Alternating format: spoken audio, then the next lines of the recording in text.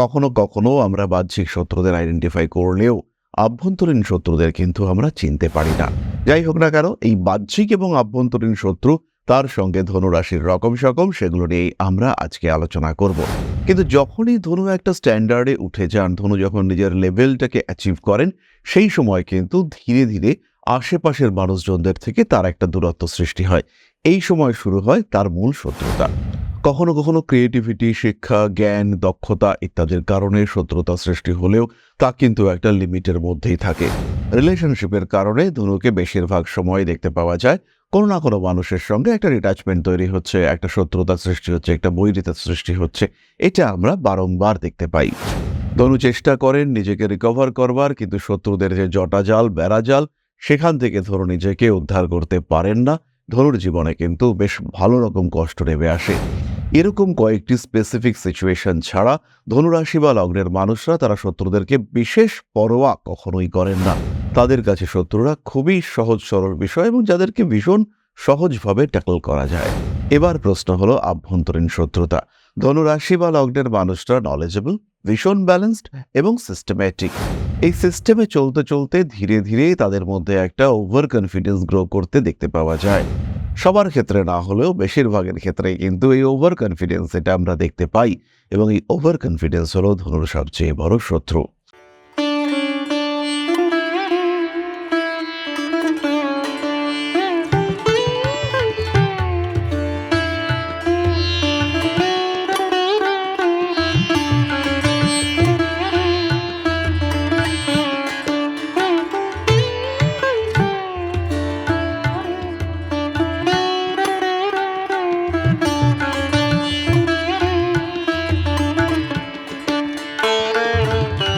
নমস্কার, Rishibani institute of Vedic অ্যাস্ট্রোলজির পক্ষ থেকে স্বাগত জানাই আজকের জ্যোতিষ আলোচনায়। আমি শান্তনু, আপনাদের সঙ্গে আলোচ্য বিষয় বিশুদ্ধ জ্যোতিষ। প্রত্যেকটি রাশি, প্রত্যেকটি লগ্নের রয়েছে পজিটিভিটি। প্রত্যেকটি রাশি, প্রত্যেকটি লগ্ন তাদের পজিটিভিটির কারণে এগিয়ে যায়, এবং এই এগিয়ে যাওয়ার পথে তাদেরকে বাধা দেয় বিভিন্ন ধরনের প্রতিবন্ধকতা। এই প্রতিবন্ধকতার একটা বড় উৎস, সেটি হলো শত্রুতা। আবার শত্রুতা দুই ধরনের হয়ে থাকে, একটি বাহ্যিক এবং দ্বিতীয়টি আভ্যন্তরীণ। যদি আমরা চলার পথে আমাদের শত্রুদেরকে আইডেন্টিফাই করতে পারি এবং চিহ্নিত করবার পর যদি তাদেরকে এলিমিনেট করতে পারি, সেই ক্ষেত্রে কিন্তু আমাদের চলার পথ অনেকটাই মসৃণ হয়ে যায় এবং বাধা বিপত্তি বর্জিতভাবে আমরা কিন্তু এগিয়ে যেতে পারি একটা সঠিক দিশার লক্ষ্যে। তাই আমাদের শত্রুদের আইডেন্টিফাই করা এটা কিন্তু অত্যন্ত জরুরি। কখনো কখনো আমরা বাহ্যিক শত্রুদের আইডেন্টিফাই করলেও আভ্যন্তরীণ শত্রুদের কিন্তু আমরা চিনতে পারি না। যাই হোক না কেন, এই বাহ্যিক এবং আভ্যন্তরীণ শত্রু, তার সঙ্গে ধনুরাশির রকম সকম, সেগুলো নিয়েই আমরা আজকে আলোচনা করব। প্রথমেই বলি, ধনু কালপুরুষের নবম রাশি এবং বৃহস্পতির দ্বারা প্রভাবিত অগ্নিতত্ত্বের দত্তক প্রকৃতির এই রাশি। অত্যন্ত নলেজেবল এবং চিন্তাশীল, পড়তে ভালোবাসেন এই ধনুরাশি বা লগ্নের মানুষরা। তাদের প্রত্যেকটি কাজের মধ্যে একটা চিন্তার বহিঃপ্রকাশ এটা কিন্তু আমরা দেখতে পাই।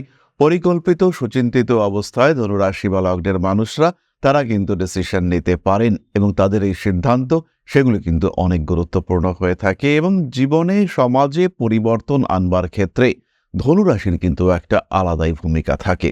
যাই হোক না কেন, আমরা চিনব ধনুরাশি বা লগ্নের মানুষদের শত্রুরা কেমন হয়ে থাকেন।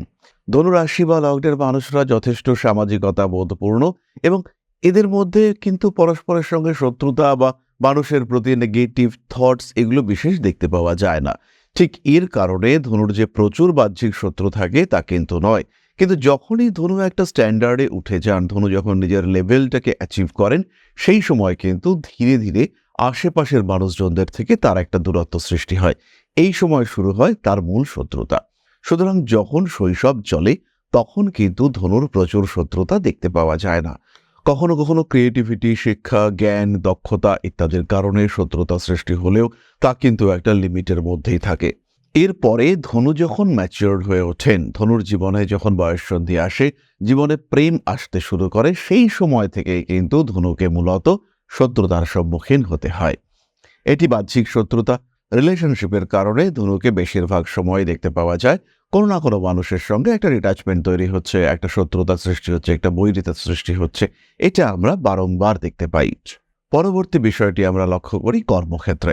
ধনুর অগ্রগতি সেটি হয় চোখে পড়ার মতো, এবং ধনুর যে পার্সোনালিটি, ধনুর যে নলেজ, ধনুর যে পড়াশুনো করবার প্রবণতা, বিভিন্ন বিষয় জানবার ইচ্ছা, এর কারণে ধনুর জনপ্রিয়তা ক্রমাগত বাড়তে থাকে।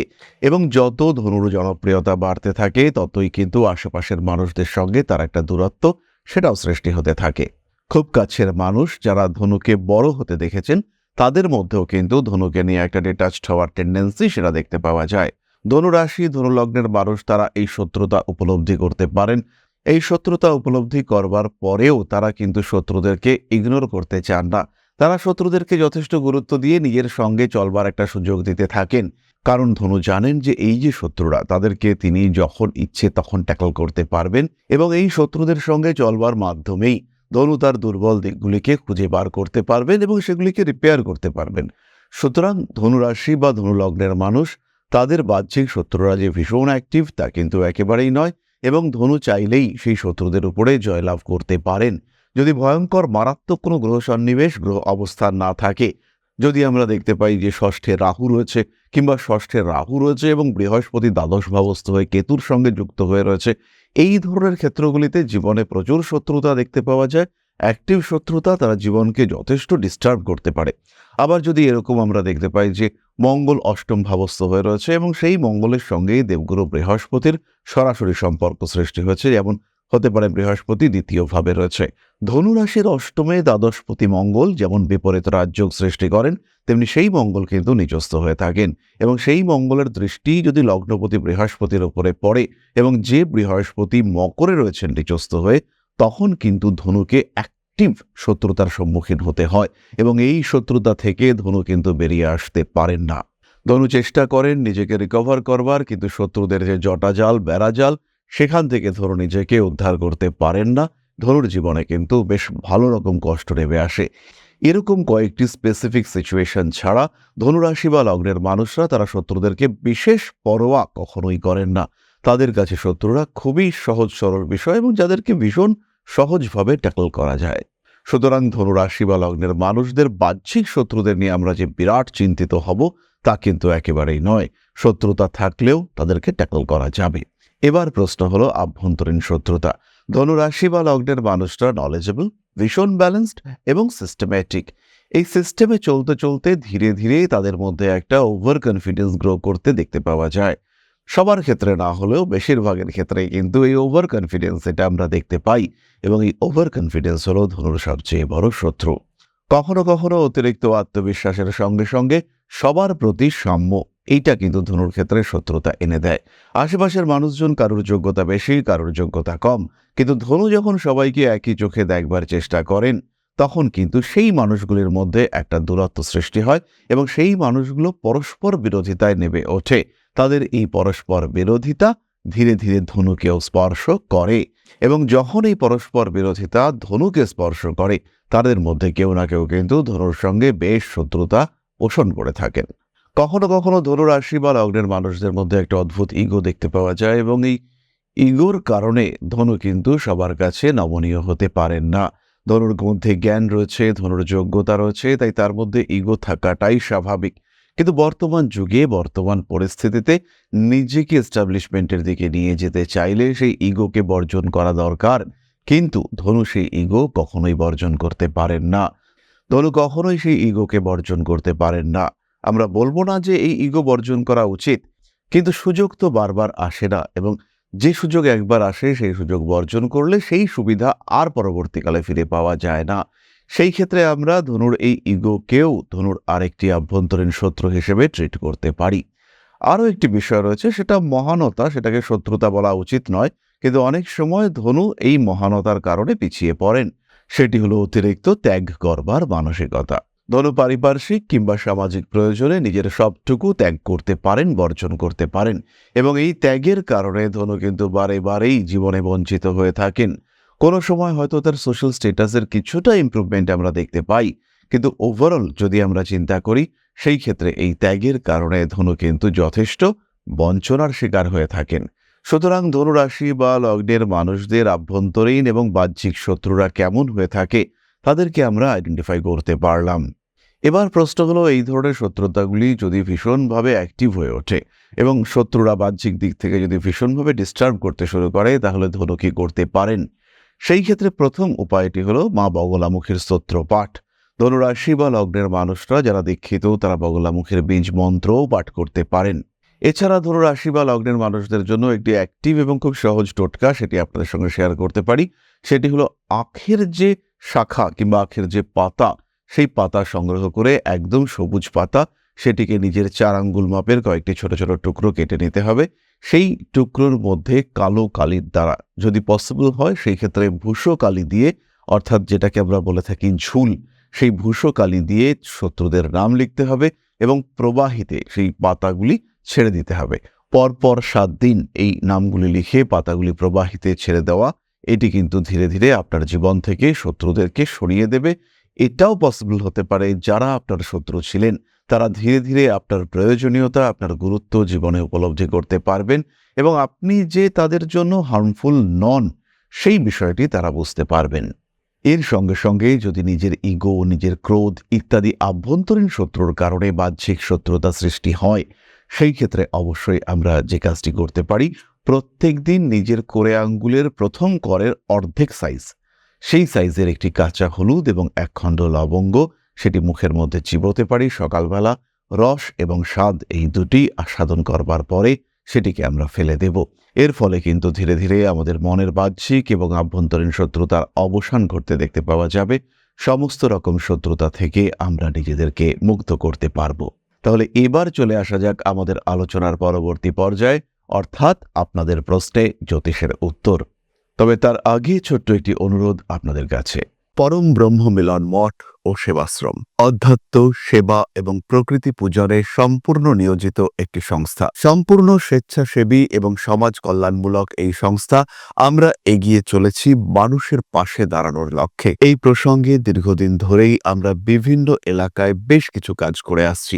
আপনাদের সহযোগিতা, আপনাদের পাশে দাঁড়ানো, আপনাদের হাতে হাত মিলিয়ে এগিয়ে নিয়ে আসার চেষ্টা, আপনাদের সহযোগিতা, আপনাদের পাশে দাঁড়ানোর প্রয়াস, এই সমস্ত কিছুই আমাদেরকে এগিয়ে নিয়ে চলেছে। আমাদের পাথেয় হয়ে উঠেছে আপনাদের ভালোবাসা। বিগত বেশ কিছুদিন ধরেই আমরা বিভিন্ন অনগ্রসর এলাকায় কাজ করে চলেছি। কখনো আমরা শিশুদের মধ্যে শিক্ষা উপকরণ বিতরণ করেছি, কখনো আমরা পুজোর পোশাক বিতরণ করেছি, কখনো তাদের খাদ্যের ব্যবস্থা করেছি। আমরা কন্টিনিউয়াসলি তাদের পড়াশোনার জন্য 2টি ফ্রি কোচিং সেন্টার শুরু করেছি। তাদের মধ্যে ক্রিয়েটিভ অ্যাক্টিভিটিগুলিকে জাগ্রত করবার জন্য সম্পূর্ণ বিনামূল্য একটি নৃত্য শিক্ষা প্রশিক্ষণের ব্যবস্থা, সেটা আমরা করতে সক্ষম হয়েছি। এবং এই প্রত্যেকটি পদক্ষেপেই আমরা পেয়েছি আপনাদের সঙ্গ, আমরা পেয়েছি আপনাদের সহযোগিতা, আমরা পেয়েছি আপনাদের ভালোবাসা। আমরা শীতকালে কম্বল বিতরণ করেছি, আমরা মায়েদের মধ্যে খাদ্য উপকরণ, পুষ্টি উপকরণ বিতরণ করেছি, আমরা বিতরণ করেছি ডেঙ্গুর সময় প্রচুর মশারি। এই প্রত্যেকটি কাজেই আপনারা ছিলেন আমাদের পাশে। বর্তমানে মানুষের ভালোবাসায় আমরা ধীরে ধীরে আরেকটু বড় হয়ে উঠছি। এই অবস্থায় বর্তমান পরিস্থিতিতে এই কাজগুলিকে আরো এগিয়ে নিয়ে যাওয়ার জন্য, সুষ্ঠুভাবে করবার জন্য প্রয়োজন একটি পরিকাঠামো। তাই আমরা চিন্তা ভাবনা করছি একটি আশ্রম ফরমেশনের, এবং এর জন্য প্রয়োজন জমি, এর জন্য প্রয়োজন পরিকাঠামো। তাই যারা আমাদের সাবস্ক্রাইবার রয়েছেন, যারা আমাদের ভিউয়ার রয়েছেন, যারা আমাদের ফলোয়ার রয়েছেন, যারা আমাদেরকে ভালোবাসেন, যারা আমাদের পাশে থাকেন, প্রত্যেকটি সহানুভূতিশীল মানুষের কাছে আমাদের অনুরোধ, সাধ্যমতো সামান্য পরিমাণে আপনারা এগিয়ে আসুন। বিন্দু বিন্দুতে সম্পূর্ণ হবে সিন্ধুর গঠন, তৈরি হবে পরম ব্রহ্ম মিলন মঠ ও সেবাশ্রমের পরিকাঠামো। তাই যারা বিভিন্ন সময় বিভিন্ন অবস্থায় মানুষের পাশে গিয়ে দাঁড়ান, যারা প্রকৃতিকে ভালোবাসেন, যারা জীবনকে এগিয়ে নিয়ে যাওয়ার পথে অন্যকে সাহায্য করতে পছন্দ করেন, সেরকম প্রত্যেকটি মানুষের কাছে আমাদের সাধারণ অনুরোধ, আমাদের এই মহৎ উদ্দেশ্যকে সফল করে তুলবার জন্য যতটুকু সম্ভব, যতটুকু সাধ্য, অবশ্যই এগিয়ে আসুন, বাড়িয়ে দিন সামান্য সহযোগিতার হাত। অধ্যাত্ম, সেবা এবং প্রকৃতি পূজনের এই মহান কর্মে, মহান ব্রতে ব্রতী হয়েছি আমরা। আমাদের সঙ্গে হাতে হাত মিলিয়ে আপনারাও যতটুকু সম্ভব এগিয়ে আসুন। সবার প্রচেষ্টায় এই বিরাট কর্মযজ্ঞ সাফল্যমণ্ডিত হবে। সবাইকে জানাই অগ্রিম ধন্যবাদ। আমরা জানি আপনাদের সহযোগিতা আমরা পাবো। বেশ কিছুদিন ধরেই বহু মানুষ আমাদেরকে সাহায্য করে চলেছেন, কারণ আমাদের ইন্ডিভিজুয়াল সামর্থ্য অতি ক্ষুদ্র। তার মাধ্যমে এই মহৎ কার্যগুলিকে সম্পূর্ণ করা সম্ভব নয়। তাই প্রত্যেকের ছোট্ট ছোট্ট সহযোগিতার হাত আমাদেরকে এগিয়ে নিয়ে চলেছে। আমরা এগিয়ে চলেছি সাফল্যের লক্ষ্যে। আপনাদের ভালোবাসা এভাবেই আমাদের পাশে থাক, আমরা সফল হবই। তাহলে এবার আমরা চলে আসি আলোচনার পরবর্তী প্রসঙ্গে। প্রশ্ন করেছেন অভি দে, ডেট অফ বার্থ 15-10-2008, সময় 4:30 AM, place of birth Bankura. Please একটু কিছু বলে দিন। প্রথমেই বলি, অভি তোমার জন্ম লগ্ন কন্যা এবং জন্মরাশি মীন। লগ্নে রবি এবং বুধ রয়েছে, যথেষ্ট বুদ্ধিমান, কিন্তু একাদশ ভাব কেতুযুক্ত হওয়ার জন্য সাকসেস রেট যথেষ্টই কম। পড়াশোনার ক্ষেত্রে এই মুহূর্তে মনোনিবেশ করতে হবে। রিলেশনশিপের একটা সম্ভাবনা রয়েছে, কিন্তু সেই রিলেশনশিপ কিন্তু তোমার জন্য স্টেবল বা টেকসই নয়। তাই এর জন্য বেশি সময় নষ্ট করা সেটা কিন্তু ভয়ঙ্কর ভুল হবে। আরেকটি বিষয় বলে রাখি, তোমার থার্ড হাউসে যেহেতু শুক্র জলরাশিগত হয়ে রয়েছে, তাই এর কারণে তোমার ক্রিয়েটিভিটি অনেক অনেক বেটার। তুমি একটা ইউটিউব চ্যানেল স্টার্ট করতে পারো, এবং পঞ্চমে রাহু থাকার জন্য সেখানে সাকসেস রেট কিন্তু অনেক অনেক বেশি হবে। নিজের উপরে নিয়ন্ত্রণ রাখতে হবে, পড়াশোনার মাত্রা সেটাকেও বাড়াতে হবে। জীবনে যথেষ্ট উন্নতির সম্ভাবনা রয়েছে, নিশ্চিন্তে থাকা যায়। তাহলে আজকের আলোচনা আমরা আর দীর্ঘায়িত করব না। সবাই সুস্থ থাকুন, ভালো থাকুন। মা শ্রী আদিশক্তির আশীর্বাদে আরো আরো আরো সমৃদ্ধ হয়ে উঠুক আপনাদের জীবন। জয় মা আদিশক্তি। নমস্কার।